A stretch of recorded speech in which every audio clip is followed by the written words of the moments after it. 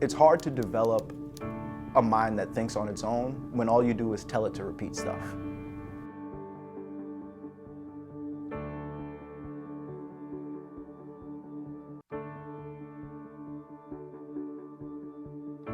Growing up, the regular way that they taught us, they just put on the board like this is the multiplication, learn it. We ain't really even had to learn it. We just had to flip to the back of the composition book. So it's like we never really learned. All school was about was like memorizing basically.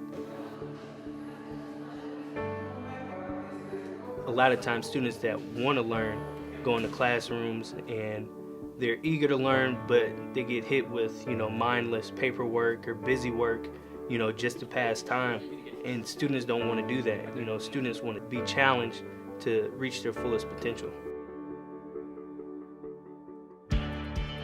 We have to shift as a whole the way that we're viewing young people, because we have them in this weird spot where their opinions are super important and they drive economies, but we don't trust them to really do anything. We don't even really trust them to make their own mistakes and grow up the way that people have to grow up. You can't try to change education without enacting or talking to the people who's getting that education, you feel me? You might think this is the best way to teach them. All right, I'm gonna give you a test book, I'm gonna give you this, that, and the third. And that's like the common practice of it, right? That's what people think, all right, that's the best way to teach young people. So it's more of changing the curriculum of which ways are presented to students in a way that it's more understanding for students to actually get, because if not, we're just gonna have a system that continues to fail students, and students are gonna continue to just think that school is not their option. When you're math literate, you can understand every other thing. You see things from a different perspective. Putting the student at the center means that it's not about what I think is going to work for this child. It's not about what worked for me. It's not even necessarily about what I think this child needs to know. It's about giving the child the tools to be able to make these decisions. It's about turning these children into the adults and citizens that we need them to be for the country to run properly.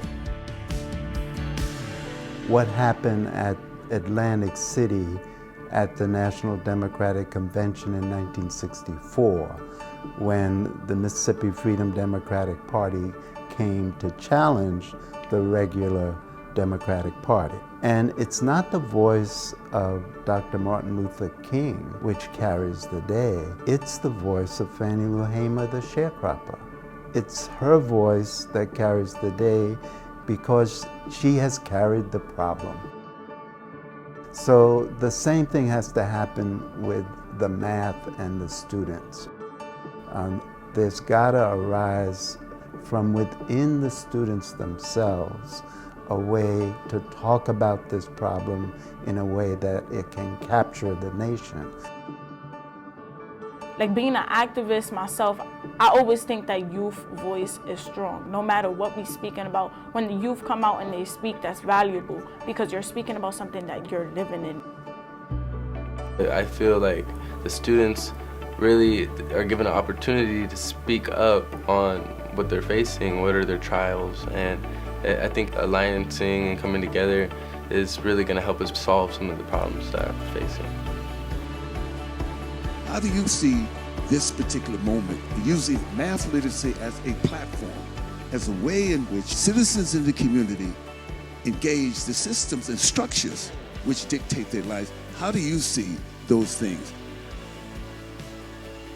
We, the people of the United States, in order to form a more perfect union, establish justice, ensure domestic tranquility, provide for the common defense, promote the general welfare, and secure the blessings of liberty to ourselves and our posterity, do ordain and establish this Constitution for the United States of America. It's a simple, declarative sentence, and we have to decide if we are going to be we the people in this country.